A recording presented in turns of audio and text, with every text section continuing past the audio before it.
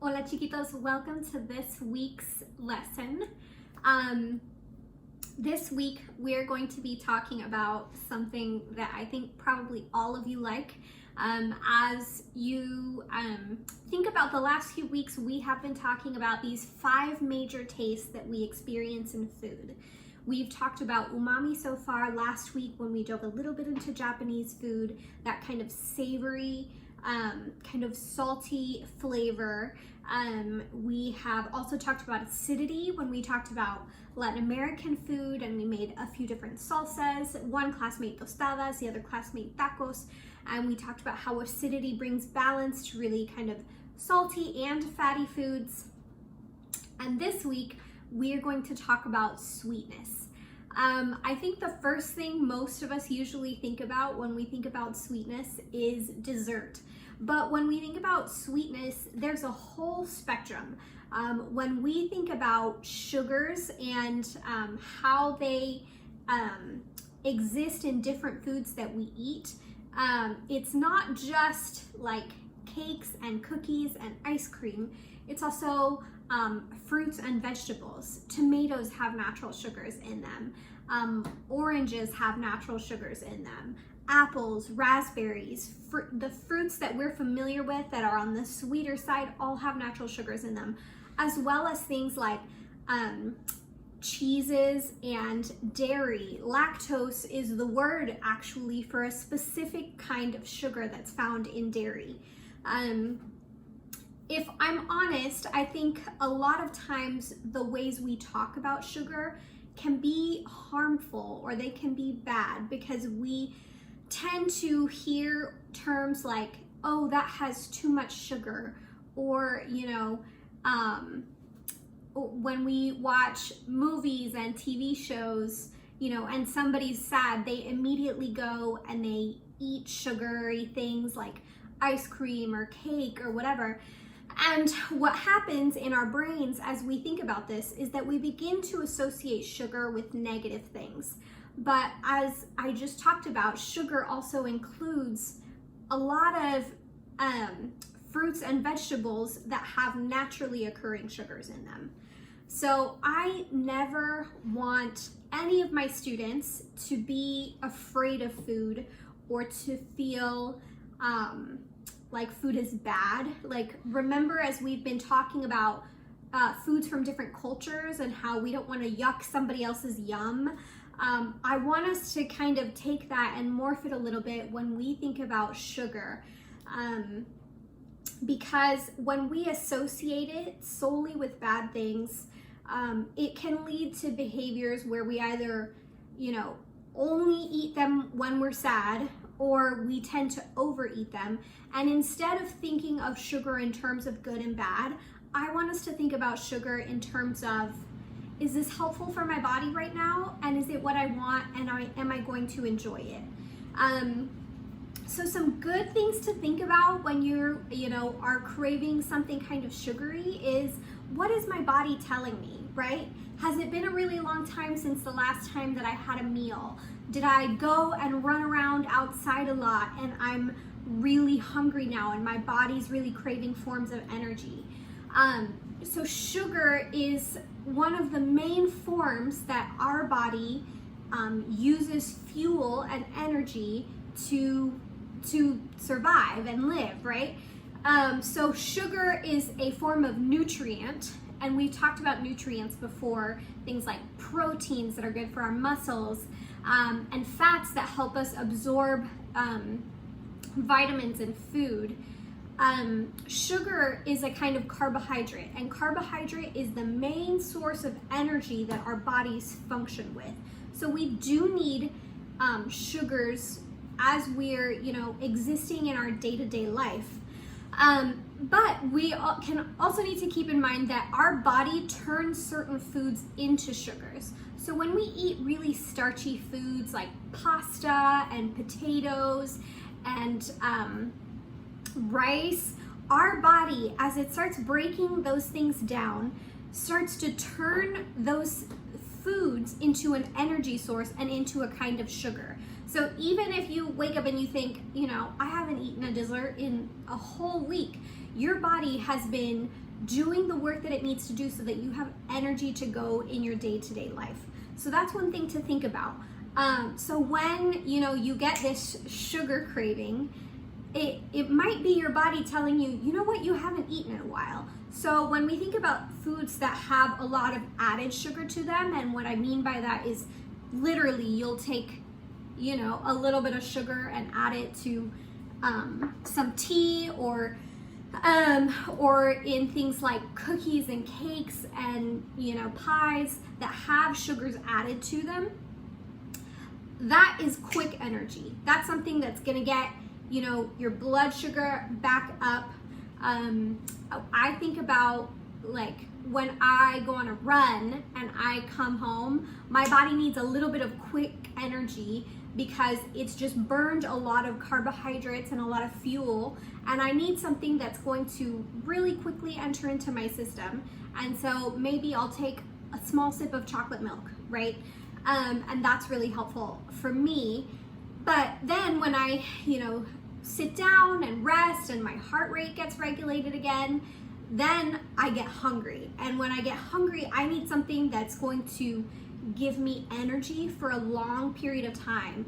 And so when I think about that, I'm thinking, okay, I want to grab an orange and maybe a little bit of oatmeal, and I'll put some berries in that. And so that oatmeal will turn into a little bit of sugar and carbohydrates in my stomach to give me energy. And the fruit also has different kinds of nutrients in them other than just the carbohydrates. It has fibers that are going to help my digestive system, and it takes a little bit longer for your body to break it down. And so it is more of a sustained, like a long source of energy. So think about that as you're choosing kind of what you're reaching for. But I never want you to experience feelings of guilt or shame when it comes to sugars and desserts. They're a natural part of life. For some of us, if we have a diagnosis of diabetes, then we definitely need to be really careful of the foods that we're eating, because we want our bodies to be healthy, right? We want our bodies to be able to absorb those nutrients well. But if you're at a birthday party or at holidays, I want you to enjoy the food around you. The last thing that I want you to think about as you're thinking about sugars is your body is continually sending you signals about whether you're hungry or whether you're full. And so I want you to think as you eat, as you choose to eat different foods, not just sugars, but maybe you're sitting down to dinner, right?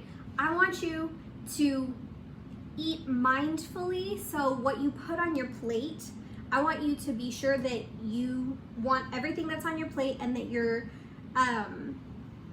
when you are full, that you'll be able to notice to the cues that your body's giving you. So usually this looks like the moment from which you grab a forkful or a spoonful of food and you bring it to your mouth.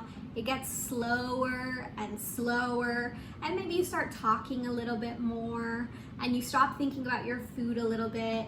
And that's usually your body telling you, you know what, I'm full. I've had everything that I need to have to be full and to have energy for the next few hours.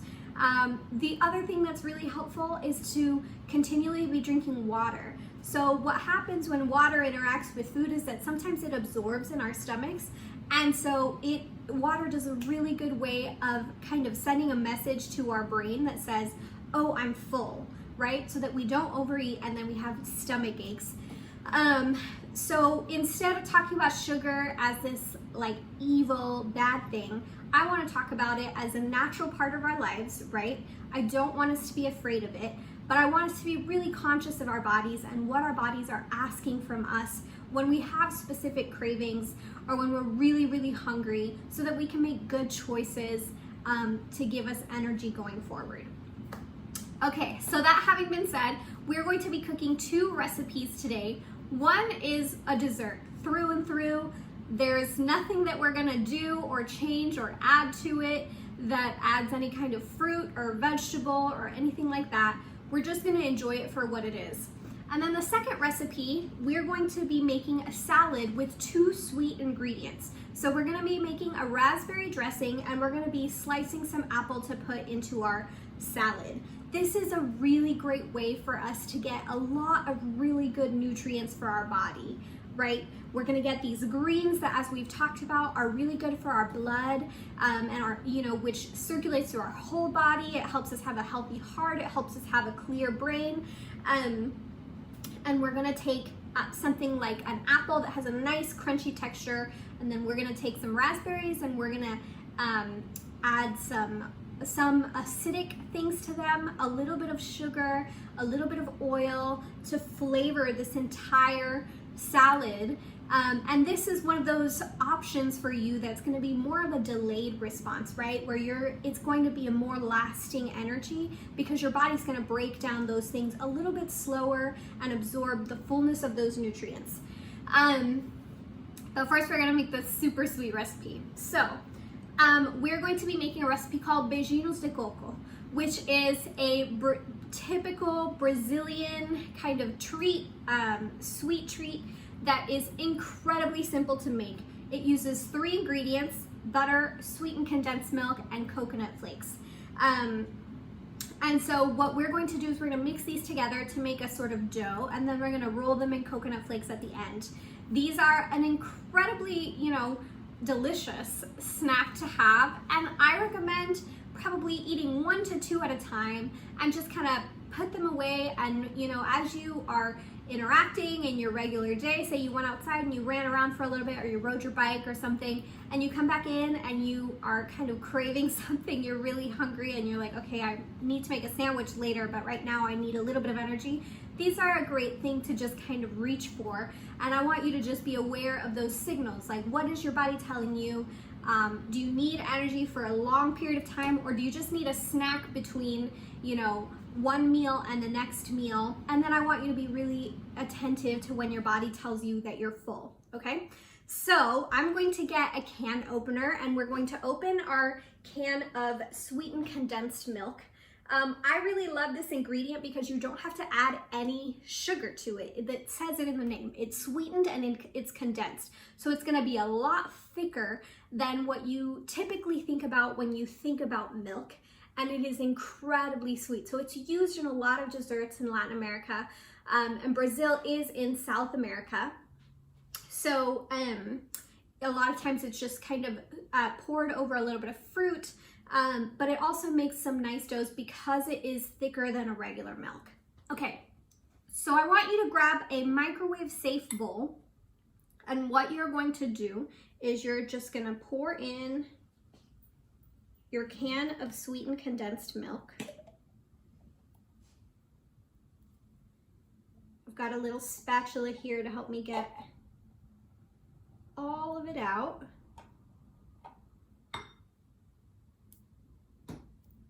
Okay, and it's really sticky. That's one thing about sugar and sugary things, is that they tend to be really kind of sticky substances. So you want to make sure you have your apron on. I have mine folded in half today, and a little towel, so you can wipe your hands off.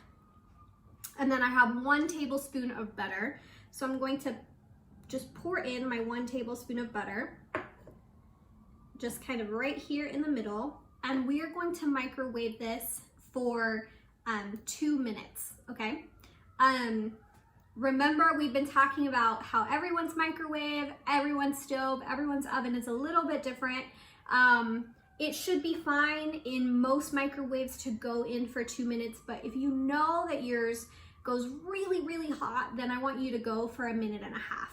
And then when you remove your bowl from the oven, you definitely want to have oven mitts on, or your towel to hold on to it. Anything that you microwave for more than 1 minute, the container that you microwave it in is going to be hot to the touch. So we want to make sure and protect our hands, protect our fingers, and have something ready to take it out safely from the microwave. Okay, so I have taken my sweetened condensed milk safely out of the microwave. I'm really glad I used my towel, because actually when I went to take mine out of the microwave, what happened is, you can see on my bowl, ooh, that's hot, so I'm gonna use my towel again.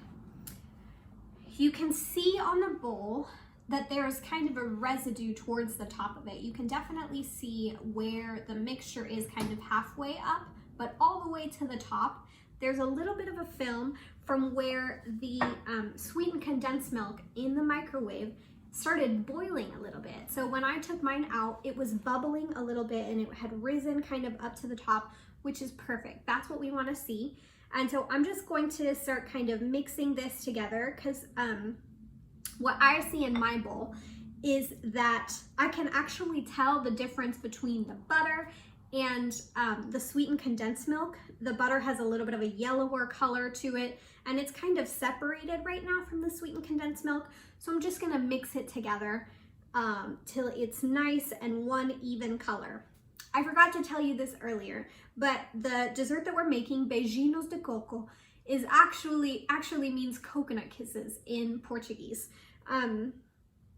And they're called that because they're just these little round balls at the end that we'll have from the dough that we're making here.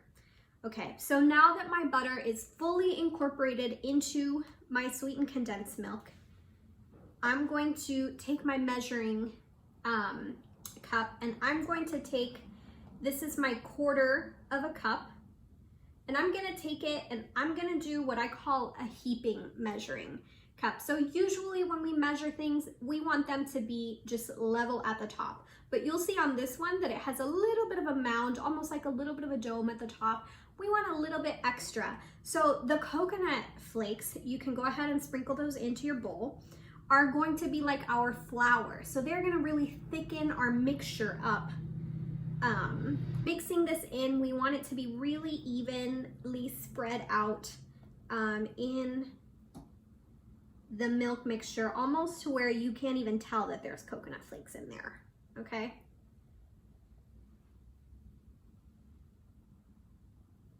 Okay, so now I'm going to grab my towel and put this back into the microwave for another 2 minutes. Remember, if your microwave runs really hot, then I want you to go for 1.5 minutes. So my mixture, I just got it out of the microwave. It was in there for 2 minutes. And it looks even different, even more different this time. I'm gonna try to move it towards the screen so you can see. You can kind of see that the coconut flakes have expanded a little bit, so they're kind of thicker and full. You can kind of see them in this mixture. So I'm just going to mix this up a little bit more. And then what we're going to do is we're gonna set this aside. We're gonna do this for a few reasons. What's happening to this as it's cooling down is it's getting thicker and thicker until it gets into a dough-like consistency. The second reason is right now it is just way too hot for us to use our hands to mold with, okay? So in order to keep our hands safe, we're just gonna grab our bowl and we're gonna move it to the side, and we're gonna finish those at the end of class. So you'll see that I've moved our other ingredients kind of forward so that we can get started on the salad that we're making today with our raspberry dressing. So I have my romaine lettuce here. I washed it, and then I just grabbed my hands and cut it into kind of chunks. So you want to do that on your end with your lettuce, and put it in a bowl. And then I have my raspberries out of the freezer. And what I'm gonna do is we want to measure out 1/4 cup of these for our dressing. And we're gonna do the same thing that we did with the coconut, in that we want it to be a little bit of like a heaping cup. So I have a little bit more than I need, so I'm gonna put these to the side because I'm gonna use this bowl. So I'm going to put in these raspberries, and then I'm going to measure 1/4 cup of water to put in with these raspberries. So I'm gonna pour in my 1/4 cup of water in with the raspberries, and then I'm gonna take my measuring spoons and measure out 2 teaspoons of sugar. So the reason we're doing this is we're going to be using a lot of acidic things, or one very acidic ingredient today in our dressing, which is the red wine vinegar. We've used this before. We used it the week before last in our chimichurri. It's really delicious and really a common ingredient to be used in a lot of salad dressings. But we want to make sure that we preserve a little bit of the sweetness that happens with our fruit, with these raspberries. So we're adding a little bit of sugar, and this is going to balance out the acidity that, remember, when we talked about it a few weeks ago, we talked about how it kind of pinches the sides of your cheek. You kind of feel it along the sides of your tongue and your taste buds, and we want to balance that really well, right? So we're adding a little bit of sugar to help our raspberries out. And then we are going to microwave this for 1.5 minutes.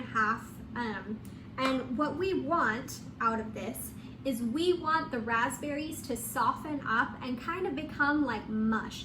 Because what we're going to do is we're going to make almost like a little bit of a syrup, if you will, from these raspberries. We want them to be really smooth because we don't want a super chunky dressing. So the water is gonna help break those down because it's gonna get really hot, almost boiling, and it's gonna help those break down so that they're smaller and we can kind of mash them with a spoon. And then the sugar will help in that process as well. So we're gonna microwave this again for 1.5 minutes. While our raspberries are in the microwave, we can grab our cucumber, and I'm just gonna bare claw and to take off the ends because sometimes they're a little bit wilted. I'm just gonna push those aside, and then we're just gonna cut this into slices. Try to keep them as close to the same size as possible, as a good kind of exercise in chopping. So once these are sliced, we're gonna just toss them in with our lettuce and mix them up. These are gonna bring a really nice crunch to our salad along with the apple that we're putting in. So I'm just gonna kind of toss them in, make sure they're kind of everywhere in your salad.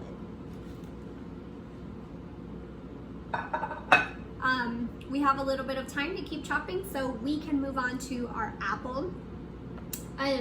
So apple is probably one of the harder things that we chop with our safety knives, but we're going to chop the apple in a way that the apple is working with us, going to be working with us to give us the most leverage so that we can chop this apple efficiently. So the first thing that we're going to do is you want to have the stem facing up, and you really want to bare claw your apple to hold it firmly in place. And we're going to cut down on that first side. And what this does is it's going to create a flat surface for us to then flip our apple over so that it doesn't move very much. Because if we were trying to cut on the rounded side, your apple would wobble a lot more. So now that we have the flat side, we're gonna do the same thing. We bare claw, and then we slice down. And we rotate to the next side, and we bare claw, and we slice down. And now to the last side, we bare claw and we slice down. So if you look at my apple, it's not perfectly cut, and there's still a lot of really good fruit here. So I'm going to go along each side and just chop a little bit more so that we don't waste our fruit.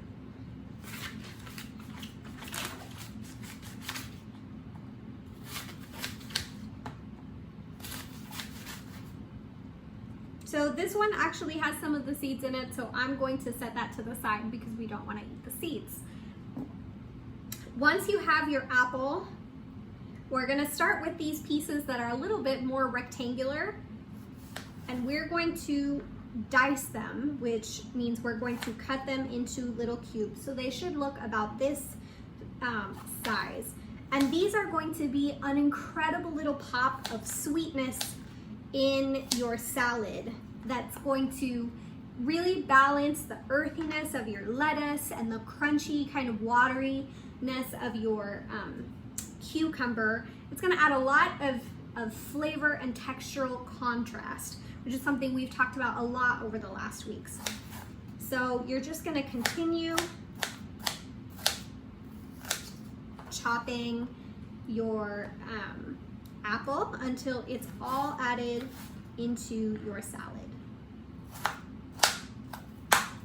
So by now, my raspberries are done, but I'm just gonna leave them in the microwave while we finish this up. It won't hurt them to be in that residual heat for a little bit longer to help them break down to kind of the smoothness that we want them to be at when we start mashing them to start building our dressing.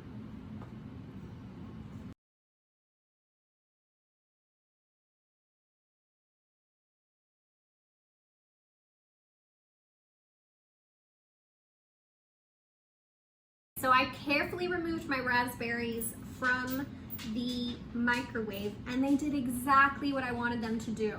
They actually did a little bit more, and they spilled over in my microwave a little bit, so I'm gonna have to clean that up later. I hope that was not the case for you, but if it is, it's a totally normal part of cooking. And you know, in cooking and in life, there are gonna be messes that we don't expect, and we, you know, just kind of have to clean them up and learn to adjust and adapt with them. So I'm gonna try to move this forward so you can see as much, but basically the raspberries, there's not a single one that's a whole raspberry anymore. It is exactly like what I wanted. It is a sort of raspberry syrup. So I'm gonna grab a spoon, really. There's not a lot of mashing that I need to do, but I just kind of want to mix it around, and I want to give it a taste because I want to see, you know, you never know whether you're going to have a batch of raspberries that are really sweet or if they're going to be kind of tart. So if they are on the tart side, then we want to be a little bit flexible and give them a little bit more sugar to help thicken it, but to also to make sure that we balance our dressing really well. So I'm just going to taste this. That to me tastes perfect. It doesn't need any more. This was a really good batch of raspberries. If you taste it and the first thing that happens is what we talked about in acidity, where the sides of your cheeks kind of pinch up, then maybe add about half a teaspoon more and mix it in well. Okay, so the next ingredient that we're going to add is we're going to add olive oil. We're gonna add a 1/4 cup of olive oil. I already have mine measured out in this little bowl. And I'm gonna add it straight into that raspberry mixture. So we're just gonna mix it up really kind of quickly with our spoon. So there's this thing that happens when you add olive oil or any kind of oil to any other kind of liquid, where it tends to really separate. And as we work and learn how to make dressings and sauces that require us to add things like lemon juice or olive oil, you know, together in the same bowl, we can learn this technique called emulsion. When we emulsify something, we combined the ingredients together really quickly so that they kind of stick to each other instead of separating. So that's what we're doing as we're whisking this really quickly. If you can, I want you to measure out your 1/4 cup of red wine vinegar that, like we talked about, is going to be the acidic ingredient in our dressing. It's really common in a lot of dressings from like Mediterranean culture. So in cooking like Greek food and Turkish food, this is a really common ingredient used in those cultures to add acidity and brightness to dressings. Okay, so we've mixed this really well, and we're going to add the red wine vinegar, and we're just gonna keep mixing. Okay, one of the things we can start thinking about now that we've added all of these things together is salt, which, as we've talked about, is kind of like the balance maker in a lot of our cooking. Salt is actually needed in a lot of sweet things to bring balance. When we don't add salt, things can sometimes be a little bit overwhelmingly sweet. In Spanish, there's this great word called empalagar. When something is empalagante, it is overly sweet to the point that it doesn't taste good anymore. One of the things that we do to combat that when we're cooking with sweet ingredients is we add salt to balance a little bit of that sweetness out. The other thing that we're doing is salt. Obviously, it makes things salty, but it makes things taste more like themselves. I know that can sound a little bit confusing. Think about it like if you were listening to music on your phone or your tablet and you have earphones in and the volume is turned way down low. You can't hear it well, right? And you press the button to turn up the volume. If you turn it up too loud, then it kind of hurts your eardrums and can maybe give you a headache. But if you turn it up just right, you can understand all the words that are being said, and you can hear the music well and sing along with it. Salt is kind of like the volume button, right? If you add too much, then it can be overpowering. But if you get it just right, it just really, balances our cooking experience and really brings out the flavor for our food. So that's the last ingredient that we're going to add, and we're going to be measuring it with our teaspoon measuring spoon. So we're going to, from the beginning, add in 1.5 teaspoons of salt into our dressing. And we're just gonna keep mixing this up as well as we can. In another few seconds, I'll take a taste to kind of see where we're at, to see whether we need to add a little bit of sugar because of the red wine vinegar to balance the acidity, or if we need to add a little bit more salt to bring out the flavor and really bring kind of all those ingredients together and unify them. So I'm gonna try that now.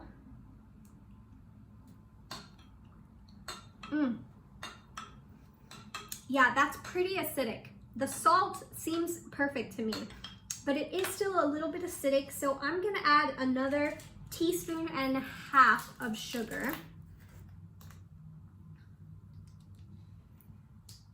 And then we're gonna keep on mixing it so that it has time to kind of fully absorb that sweetness. Remember, as we're talking today about sweet things, sweetness is not relegated just to desserts. A salad I wouldn't consider to be a traditionally sweet food, but when we add sweet elements to it, it's going to boost, like the apple and the raspberry, it's going to boost the fiber intake that we have, and it's adding these complex sugars that, as our body breaks them down, gives us sustained energy for longer periods of time. We talked about this in one of our breakouts earlier this summer about how sometimes when you eat something really sugary, you have this sugar crash, right? Which can be equally harmful, because it, kind of takes all the energy out of you, and then you feel like you can't function without a nap. We want to make sure that, throughout the day, our energy remains pretty regulated, right? And something like this is a good way to do that. So I'm going to taste this again now that that sugar is kind of mixed in there and absorbed. And that tastes perfect to me. Remember, this is a dressing, so we don't want it to be super, super sweet, right? We don't want it to be like a syrup, because syrup in salad doesn't taste great. You want it to have those kind of bright acidic elements, not so much that it's overpowering for your taste buds, but so you can, this isn't supposed to be like a juice or something you put on pancakes. You want to toss it in the salad. You want something that's going to accentuate the flavor of the lettuce, that's going to coat our apples here and our cucumbers, and just give us a nice hint of sweetness and something for our body to kind of digest and break down for the next few hours. Okay, so now that I have my salad, I've kind of tossed it a little bit already to incorporate all the ingredients equally. And I'm going to, you know what, I'm gonna take my quarter cup. This has been the measuring cup we've used the most today. And I'm not gonna fill it to the top, but close. And we're just gonna pour this over our salad. I'm gonna grab a little bit more. It also has this beautiful kind of bright red color from the raspberries. That's really lovely. So you wanna toss it to make sure that you have kind of seasoning from the dressing all over your salad.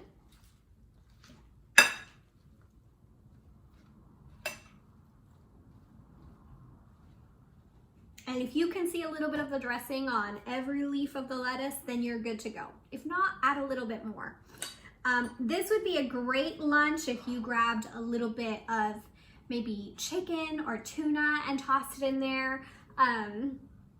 Or if you grabbed some crackers and crumbled them in there, maybe made some Parmesan crisps like we made a few weeks ago when we made the bruschetta. That way you have some kind of filling elements in there. You could, you know, adding a little bit of protein helps sustain that energy even a little bit longer. But this is gonna be ready to be pretty close to, I mean, I could probably eat this whole thing for lunch today. But we're going to set our beautiful salad to the side, and I'll show you kind of a overview of it at the end of the video. And we are going to move on to our beijinhos de coco. We're gonna roll them up and then we're going to cover them in coconut flakes. This dressing should keep for about 2 weeks in your refrigerator if you just make sure that you cover it with something that is airtight and just keep it refrigerated for that time. When you take it out, what happens a lot of times to oil in cold is that it solidifies. So before you want to use it, you'll take it out of the fridge maybe for about 5 minutes, grab a spoon and just mix it around again to begin that, to emulsify it a little bit more so that it's not separated, and you're good to go. Okay. So here is our, oh, this is perfect. Our dough for the beijinhos de coco, and look, it's so thick.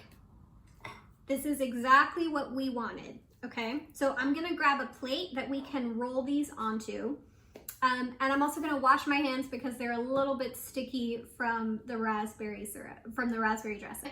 Is to grab a little bit of butter and rub it on both of your hands. Because this is really sticky, adding the butter to your hands almost is gonna help prevent it from sticking to your hands too much as you're working with the dough.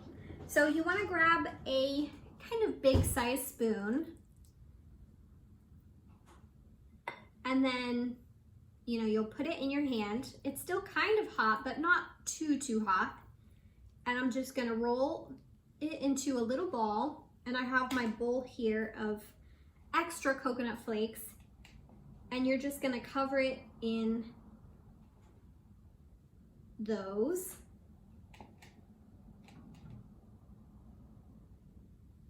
And set it on your plate.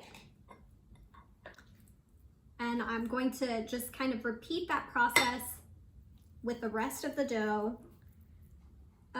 You might want to put these in the fridge for a little bit because it is, you know, the dough is really simple. It doesn't have a lot of ingredients in it, but the sweetened condensed milk is still a liquid. It's going to be, you know, it's going to be best if you save it in the fridge versus at room temperature where they can kind of get melty again. I think they would even be really good if you put them in the freezer. And then after that, just took them out as like a nice little cold snack. But these don't have to be perfectly rolled into perfect circles. You want to work kind of quickly because everything kind of sticks to your hands. But these will be really good. I think they would also be good with like a side of fresh berries. Like if you wanted to, you could grab like a blueberry or blackberry and even like prop it on the middle right there. Like maybe when around the holidays, if you make cookies, those little like almost sugar cookies with a little Hershey kiss in the middle, this kind of reminds me of that. You could totally do that with a piece of fresh fruit, because this is really rich, to add a little pop of acidity. And because actually I have a raspberry right here, I'm gonna do that. I'm just gonna add a little bit raspberry there. And I'll probably do that to every other beijinho.